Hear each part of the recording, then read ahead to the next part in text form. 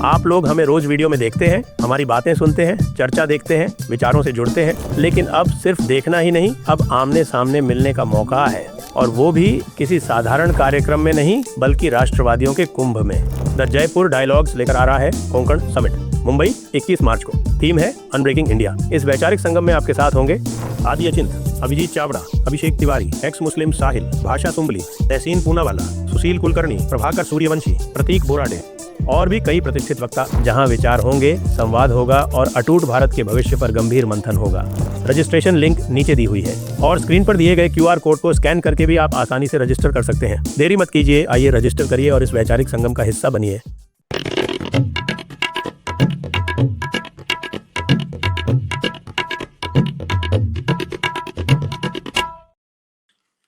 नमस्ते, आप सभी का स्वागत है आज के इस कार्यक्रम में। हमारे साथ है अनुपम मिश्रा जी, और अनुपम मिश्रा जी से बात करेंगे कतिपय विषयों के बारे में। इसलिए आप सभी से अनुरोध है कि कृपया चैनल को सब्सक्राइब करें, वीडियो को लाइक करें। अनुपम जी, सुप्रीम कोर्ट नित्य नई ऐतिहासिक परंपराएं डालता रहता है, और उसी ऐतिहासिक परंपरा में उन्होंने ये एक और परंपरा डाल दी कि उन्होंने बिना किसी नोटिस के कुछ ऑथर्स को, और बड़े प्रसिद्ध ऑथर्स हैं, लेखक हैं, स्कॉलर्स हैं, उनको बैन कर दिया है। कैंसल, खत्म। आप लोगों का कोई हक नहीं है। तो इस परंपरा के बारे में क्या कहेंगे? आप साहब मिशेल दानिनो की बात कर रहे हैं। एक आदमी इतनी दूर से फ्रांस से आया है और उसने साहब भारतीय संस्कृत पे बहुत काम किया है, भारतीय इतिहास और कल्चर दोनों पे बड़ा अच्छा काम किया है, बहुत अच्छा काम किया है।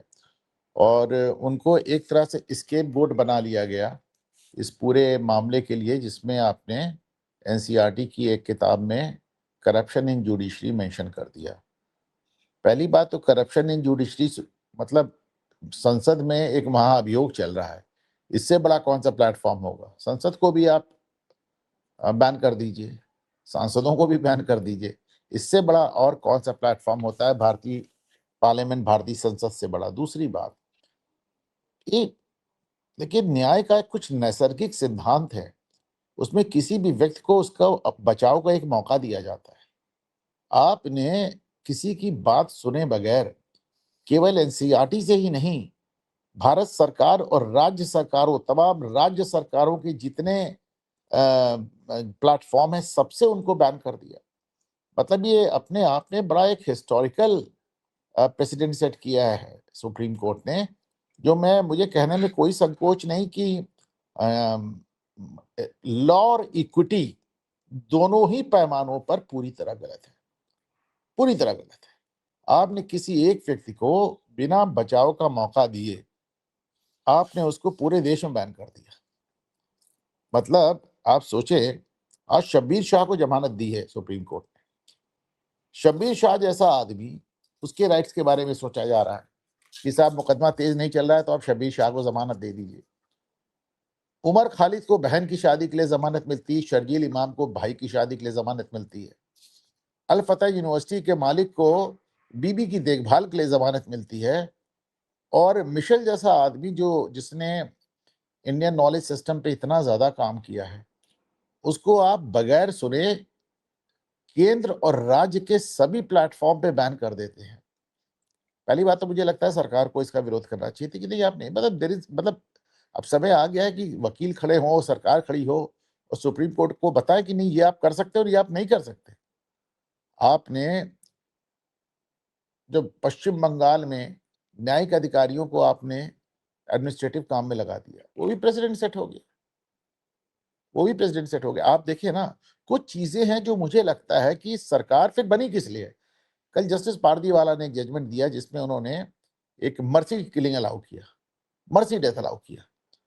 तो अगर मर्सी डेथ जैसा एक जिसे मैं समझता हूं कि एक ऐसा फैसला जो पूरी तरह से एक बड़ा एक विवादित, मैं नहीं कह रहा होना चाहिए, नहीं होना चाहिए, पर ये अपने आप में एक बहुत बड़ी एक जिसे कहना चाहिए लीप ऑफ फेथ है, which only Indian Parliament could have taken.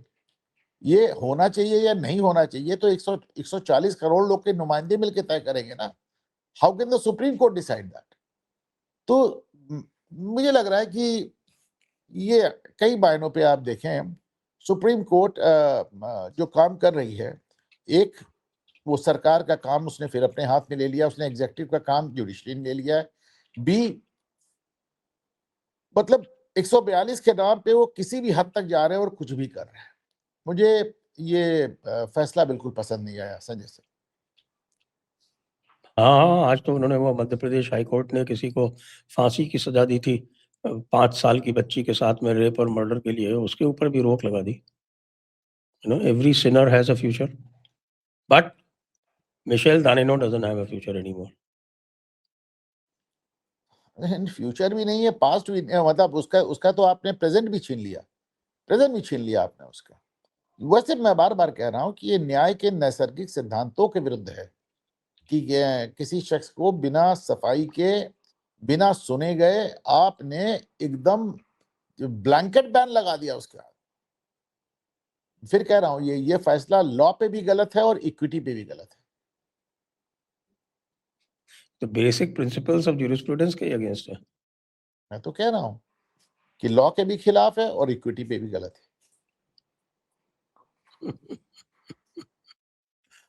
हाँ, बिल्कुल सही है साहब।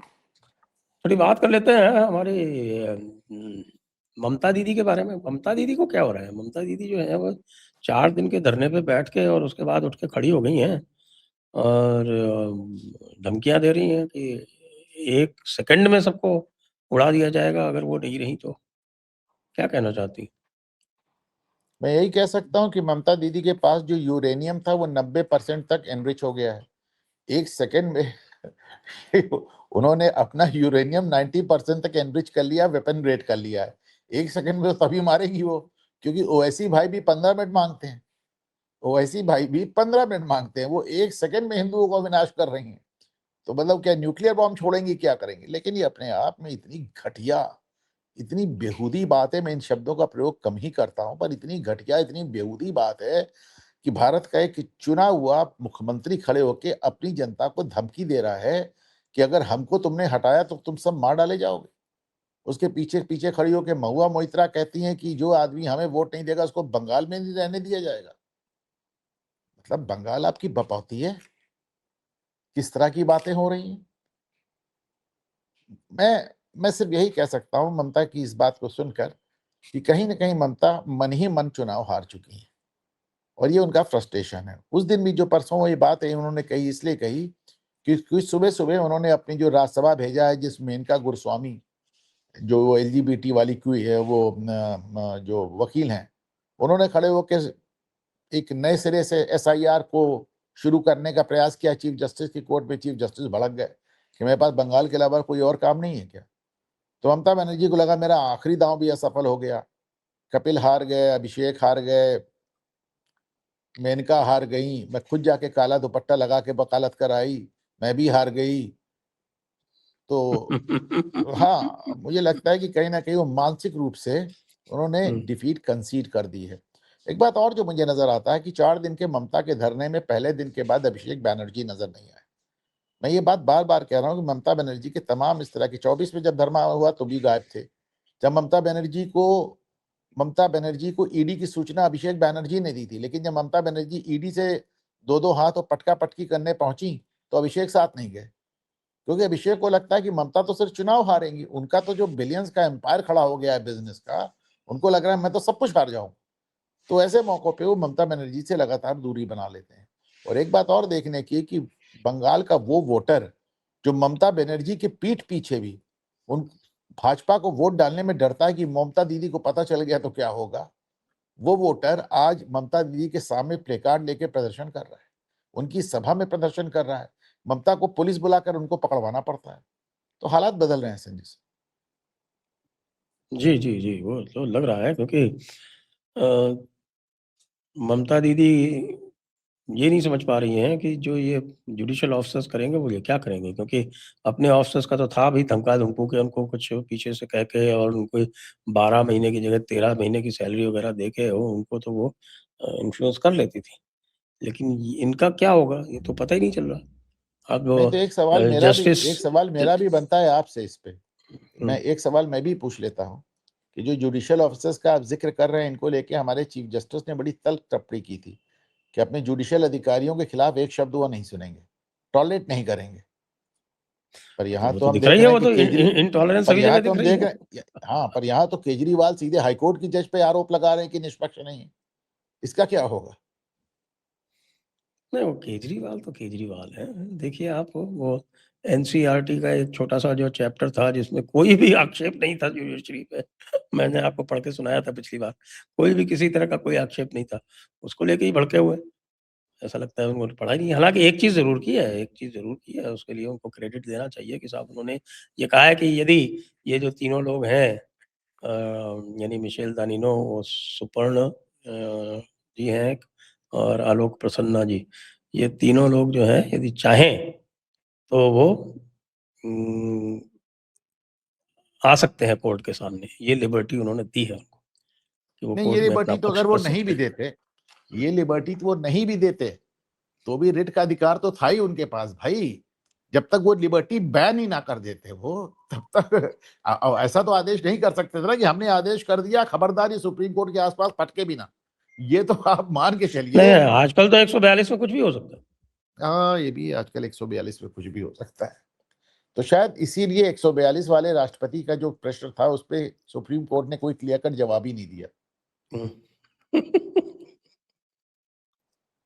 ये पहली बार देखा है, अब हमने बहुत जगह देखा कि कभी डिक्टेटरशिप होती है तो व्यक्ति जो है वो अपनी पार्टी या अपने जो भी एपरेटस बनाता है उसके जरिए डिक्टेटरशिप करता है, या आर्म्ड फोर्सेस का जो अधिक होता है चीफ, वो आर्म्ड फोर्सेस के जरिए डिक्टेटरशिप करता है। पहली बार देख रहे हैं कि बिना किसी फिजिकल पावर के एक ऑर्गन स्टेट का जो है वो टोटल डिक्टेटरशिप कर रहा है। और आपने नोटिस किया होगा सुप्रीम कोर्ट ने इसमें इन्वेस्टिगेटिव रोल भी ले लिया। उन्होंने इन्वेस्टिगेट करके बताया किन 3 राइटर्स की गलती है। उन्होंने इन्वेस्टिगेशन भी अपने ऊपर ले और लिया। ये भी कहा है कि जिस किसी ने कुछ इसके बारे में कहा हो उसको भी पकड़ो। तो आप और हम जो है वो क्या? निशाने पे हैं। ठीक है सर, अब अपना सोचिए, मैं तो सजा याफ्ता आदमी हूँ, मैं तो पहले भी कंटेंट में सेंटेंस हो चुका वो तो जैसे जैसे राहुल गांधी नहीं कह रहे थे तेजस्वी यादव से बिहार में, जब हार गए तो कहा अपना देख लो यार, मेरे को तो आदत है।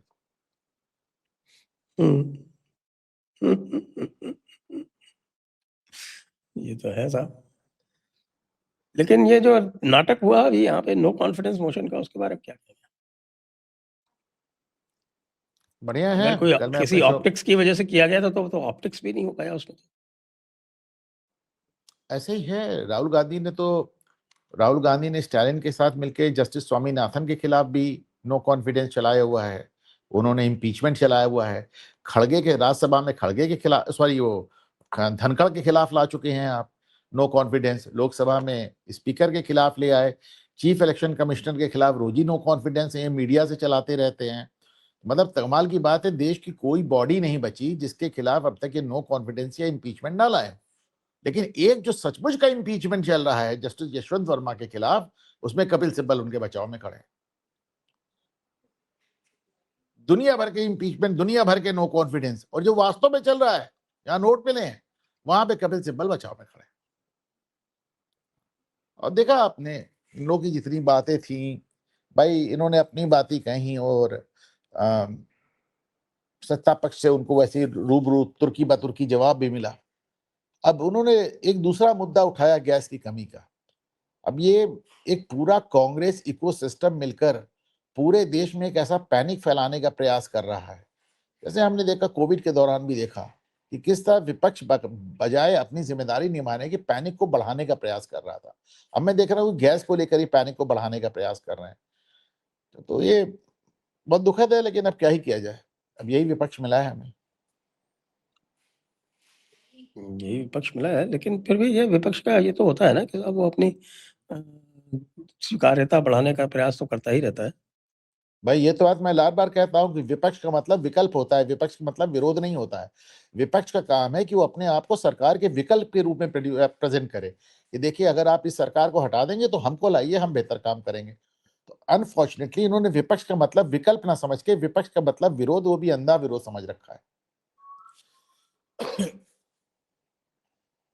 जो अमित शाह ने जो कल इनकी ऐसी तैसी की, इसको लेके इनके पास कोई जवाब नहीं था। देखिए इनका बैगेज इतना ज्यादा है कि अमित शाह नहीं, जो कल के आए प्रवक्ता हैं वो भी ऐसी तैसी कर लेते हैं, जो अभी तुरंत तुरंत भाजपा ज्वाइन किए हुए।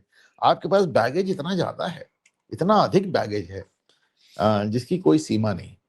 तो ऐसी तैसी क्या, अमित शाह जी ने तो आपने देखा कि उनको तो साला कहने में भी संकोच होता है। तो आपने सुना सुना उनका उसके बाद उन्होंने कितना हंगामा मचाया कि साला कह दिया, साला कह दिया, साला कह दिया।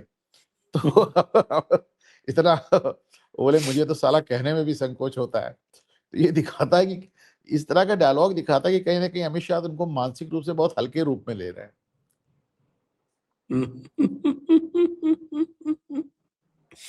अमित शाह तो छोड़िए, वो निशिकांत दुबे इनको नहीं छोड़ते, अनुराग ठाकुर ही नहीं छोड़ते, और भी मैं कह जो तो रहा हूँ कि इनके पास बैगेज इतना ज्यादा है, निशाने इतने ज्यादा हैं लोगों के पास कि कोई भी प्रवक्ता खड़ा हो जाता है तो एकदम लानत मनाना शुरू हो जाती है। अब निशिकांत दुबे ने देखे खड़े होकर कह दिया कि जब वो गांधी की हत्या हुई थी तो जवाहरलाल नेहरू 2 घंटे तक कमरा बंद करके एडवीना से सांत्वना ले रहे थे। सांत्वना ले रहे थे, क्या कर रहे थे? बंद कमरे में सांत्वना लेने की क्या जरूरत थी? उन्हें लग रहा होगा बापू चले गए, उनका एक्सपेरिमेंट विद ट्रुथ आगे चलना चाहिए।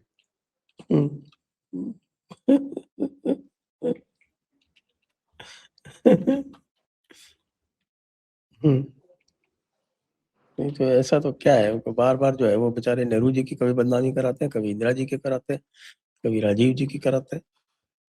खुद की तो खैर कितना नाम है जो बदनामी होगी। राहुल गांधी को कुछ बहुत बड़े कंफ्यूजन हैं। कल मैं उनका वीडियो देख रहा था, जो आपने मैंने उसमें लिखा भी कि इन्होंने अर्धनग्न प्रदर्शन का पूर्ण नग्न बचाव किया। आप ये सोचिए कि आपके वो जो एआई समिट के दौरान, इंटरनेशनल समिट पे यूथ कांग्रेस वालों ने जो किया अर्धनग्न प्रदर्शन, उसको लेकर पूरे इंडी गठबंधन में एक भी घटक आपके साथ नहीं खड़ा हुआ, सबने उसकी निंदा की।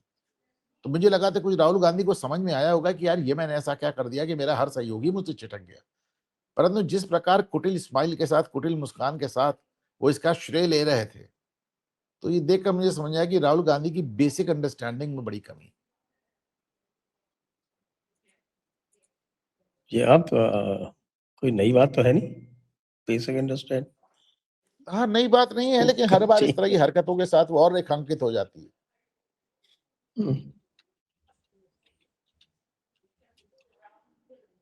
और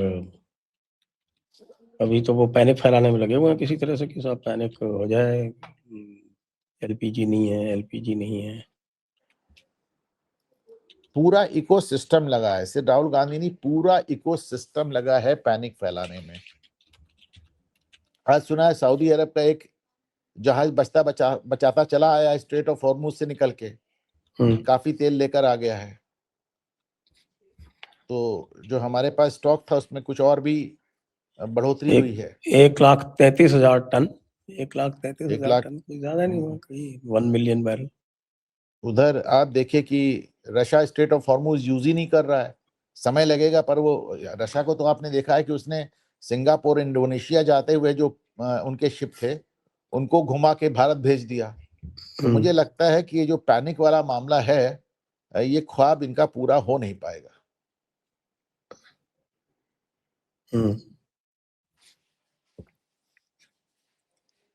पैनिक वाला ख्वाब भी पूरा नहीं हो पाएगा। तो फिर आपने राहुल गांधी को सुना कल? मैंने लाइव नहीं सुना, पर मैंने पढ़ा। जो भी कुछ उन्होंने कहा उसका कोई आपको सेंस मिला? अब मैं फिर आप ही का डायलॉग दोहरा दूं, इसमें नई बात क्या है? राहुल गांधी जब भी जो भी कहते हैं उसमें कहाँ सेंस मिलता है।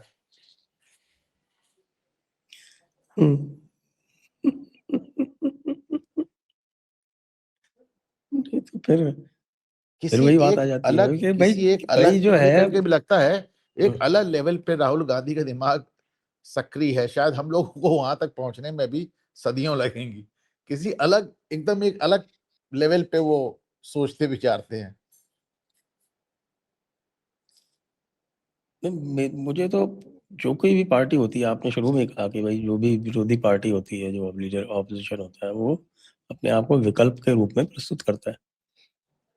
तो उसके लिए उसके पास प्लान भी होता है, वो एक प्लानिंग लेके चलता है, उसकी कोई अपना एक ऑल्टरनेटिव देता है, लोगों को विकल्प देता है, बताता है कि भाई ये हम इस तरह से नहीं, हम इसको दूसरी तरह से करेंगे, उससे ये फायदा होगा। कुछ इस तरह का कभी देखा आपने? अलावा राहुल गांधी ने 11 साल में एक भी अपना वैकल्पिक मॉडल प्रोड्यूस नहीं किया, नॉट इवन वन। 12 साल एक भी बात उन्होंने नहीं कही कि क्या वो बेहतर करके। मुझे याद है अभी एक जगह खड़े होके, ये तो हो गया साल भर हो गया, 1.5 साल हो गया, खड़े होके बोल रहे थे कि वो मोदी जी सब कुछ बेचे दे रहे हैं, प्राइवेट हैंड से बेचे दे रहे हैं, सारे पब्लिक सेक्टर यूनिट्स को बेच डाला। तो उसमें किसी लड़की ने खड़े होकर पूछा कि सर आप जब सत्ता में आएंगे तो इनको वापस ले आएंगे ना, नेशनलाइज कर देंगे ना? कहें वो मैं कैसे कर पाऊंगा, वो नहीं कर सकता। तो मतलब उनके पास कोई वैकल्पिक मॉडल है ही नहीं कि छोटी से उससे छोटी पहले और उनसे बड़ी से पूछा बड़ी गया था बात। कि आर यू प्रपोजिंग नेशनलाइजेशन, तो उनको नेशनलाइजेशन का मतलब नहीं पता था। अब देखिए, तो क्या वहां पे वो जयराम रमेश नहीं बैठे थे क्या बगल में कान के पास? नहीं, वो तो ऑक्सफोर्ड की बात है ना, वहां पे तो हमारे सीताराम बढ़ई जी थे। तो बहुत विचित्र हाल है। मैं तो कह तो रहा हूं कि जब मैं राहुल गांधी के एडवाइजर्स का मानसिक स्तर देखता हूं तो भी मैं देख सोचता हूं, बताइए क्या कहा जाए। भाई हमने वैसे भी एक अधकचरा मॉडल लिया, जिसमें कुछ कैपिटलिज्म भी था और पब्लिक सेक्टर भी था।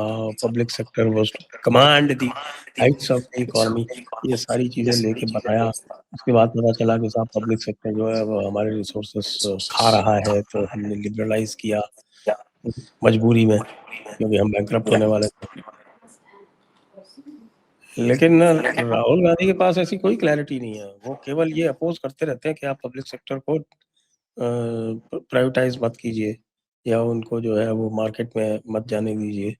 इसके अलावा उनके पास कुछ भी नहीं है, कोई इकोनॉमिक थॉट है कि किस तरह से वो इकोनॉमी चलाएंगे, अलावा जाति के, कि सब कुछ जातियों में डिस्ट्रीब्यूट कर दो। उनके पास उस पे भी थॉट नहीं है, उनके पास उस पे भी थॉट नहीं है। उनको देखिए क्या कहें, कभी कभी अभी ये ज्यादा हो जाता है राहुल गांधी पे बात करना, थोड़ा सा हमारे अपने लिए एम्बैरेसिंग हो जाता है, क्योंकि कम ज्यादा वाली बात तो समझ में आती है, पर राहुल गांधी की राजनीतिक थॉट तो कम ज्यादा नहीं, एकदम शून्य है। बल्कि वो -40 वाला केस है यहाँ तो।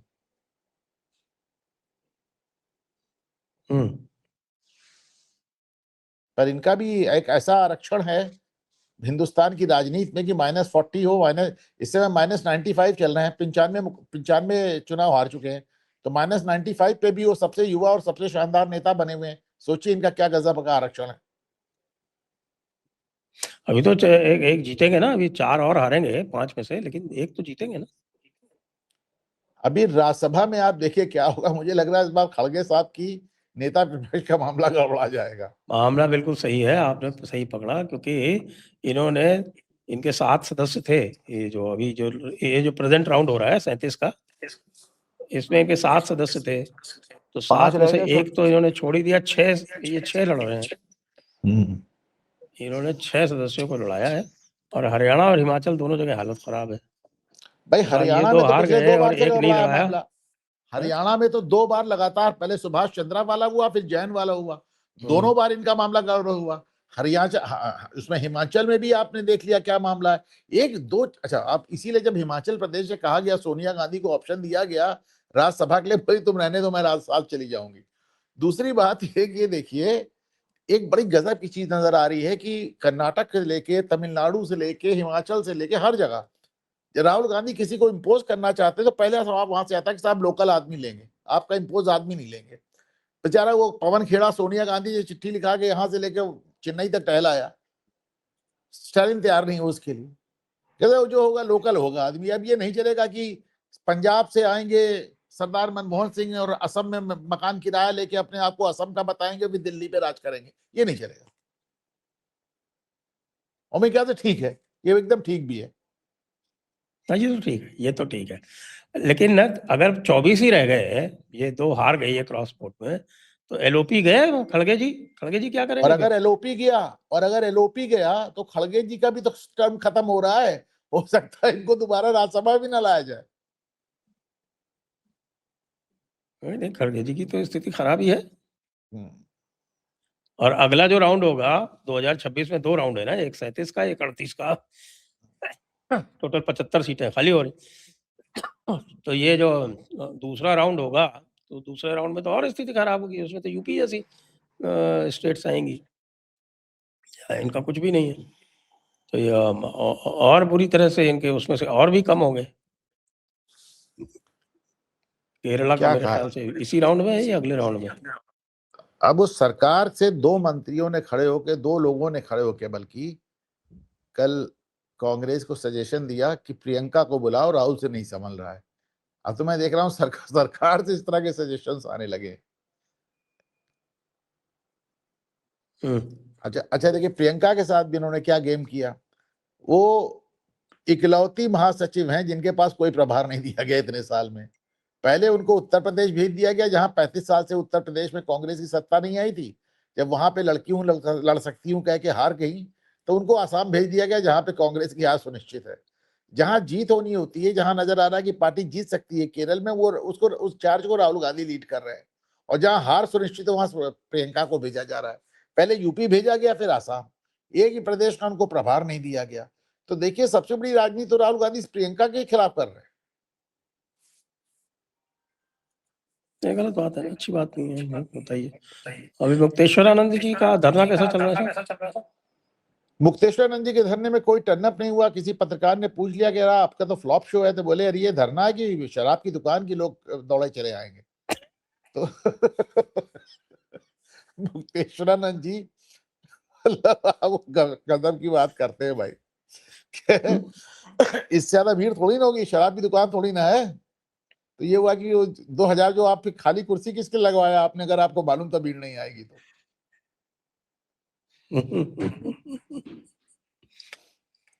वैसे क्या वो उनकी डिमांड क्या है? उनकी डिमांड ये है कि उनके वैसे छोटी छोटी कई डिमांड हैं, जैसे अखिलेश यादव को मुख्यमंत्री बनाओ, राहुल गांधी को प्रधानमंत्री बनाओ, अतीक अहमद की हत्या की जांच कराओ, मुख्तार अंसारी की हत्या की जांच कराओ, और धारा 370 वापस लगाओ। और इनमें से एक भी बात मैंने मजाक में नहीं कही, उन्होंने 5 चीजें खुद कही अपने मुंह से।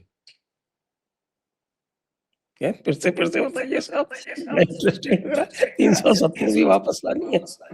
मैं मजाक कोई नहीं कर रहा हूँ संजय सर, ये आप इसको मैं फिर कह रहा हूँ, ये मैं व्यंग नहीं कर रहा हूँ। उन्होंने 370 वापस लगाओ, अतीक अहमद, मुख्तार अंसारी, इनकी हत्या की जांच करा के पुलिस वालों को सजा दो, अखिलेश यादव को मुख्यमंत्री बनाओ, केंद्र में राहुल गांधी को लाओ।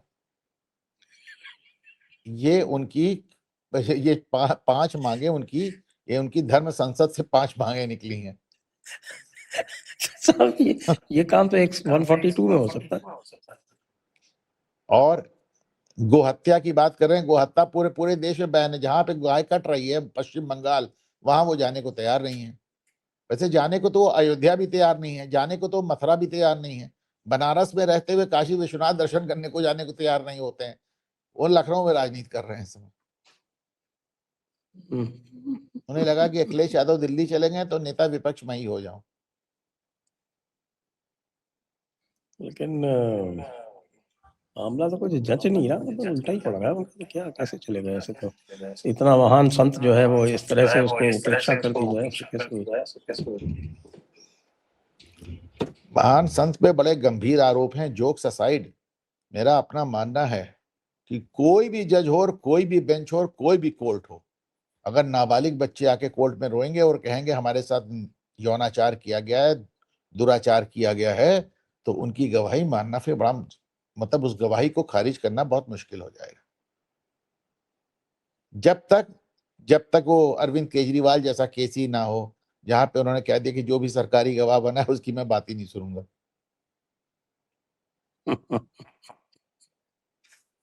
देखिए, अरविंद केजरीवाल का भी आप देख लीजिए कितना बढ़िया उनका मामला चल रहा है, आराम से उन्होंने आंसू बहाने फिर से शुरू कर दिया। केजरीवाल का भी इतना कमाल का मामला हुआ, मतलब अदालत ने उनको क्लीन चिट दी और कोई भी आदमी उनकी क्लीन चिट मानने को तैयार। मुझे एक आदमी ऐसा नहीं मिला जो मुझसे ये कह रहा हो कि यार हमने केजरीवाल को गलत समझा, देखिए अदालत ने क्लीन चिट दी। लोग अदालत के ही खिलाफ हो गए। लोग केजरीवाल को ईमानदार मानने को तैयार नहीं है।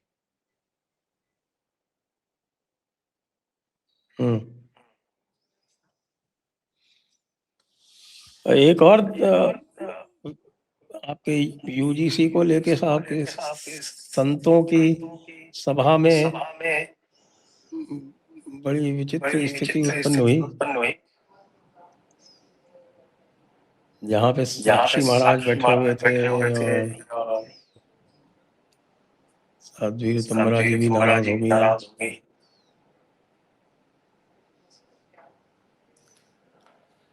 देखिए, यूजीसी का मामला कुछ ज्यादा लंबा चलता चला आ रहा है। अगर सरकार इस पे खुद से कोई बयान नहीं ही देना चाहती तो बजरिए कोर्ट ही इसको अब इसका कोई इसका पटाक्षेप होना चाहिए। इसका पटाक्षेप होना चाहिए। कोर्ट ने स्टे कर दिया, सरकार ने स्टे का विरोध नहीं किया। सरकार कह रही है कि साहब इसको ठीक किया जाएगा मामले को, लेकिन फिर कहूंगा कि यह मामला निशिकांत दुबे के बस का नहीं है। इसमें या तो प्रधानमंत्री को सामने आकर बयान देना चाहिए और या फिर कोर्ट के जरिए या सरकार के जरिए अब इस मामले को समाप्त किया जाना चाहिए। अभी तो बहुत कुछ डिपेंड करेगा कि सरकार काउंटर में क्या कहती है।